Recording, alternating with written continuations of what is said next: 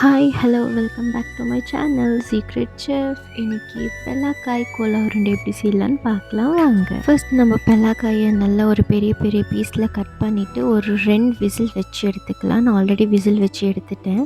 So அதுக்கு மேலே இருக்கிற அந்த தோலுங்களையும் நம்ம வந்துட்டு நல்லா க்ளீனாக கட் பண்ணி எடுத்துடலாம். அதுக்கப்புறமேட்டுக்கு கையிலேயே நம்ம கொஞ்சத்தை நல்லா பிச்சு பிச்சு விட்டுடலாம், பெரிய பீஸாக இருக்கிறதெல்லாம்.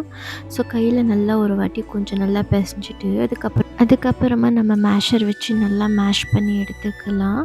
ஸோ நம்ம உருண்டை பிடிக்கிற அளவுக்கு அது நல்லா வந்துட்டு நம்மளுக்கு ஸ்மூத்தாக மாவு டைப்பில் இந்த மாதிரி ஆகணும்.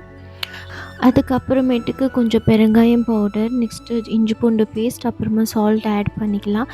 நெக்ஸ்ட்டு கொஞ்சம் வெங்காயம் ஆட் பண்ணிவிட்டு பச்சை மிளகா, அதுக்கப்புறமா ஸ்ப்ரிங் ஆனியன் போட்டு நல்லா மிக்ஸ் பண்ணி விட்டுக்கலாம் நம்ம.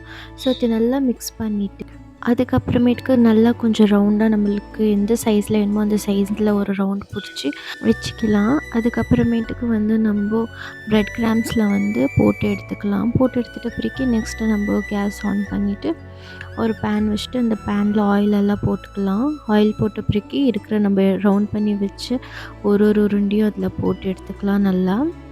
அதுக்கப்புறமேட்டுக்கு இப்படிக்கா ஒரு வாட்டி அப்படிக்கா ஒரு வாட்டி நல்லா திருப்பி விட்டுட்டு நல்லா ஒரு ப்ரௌனிஷ் ஆகிட்ட பிறகு அதை நம்ம எடுத்துடலாம்.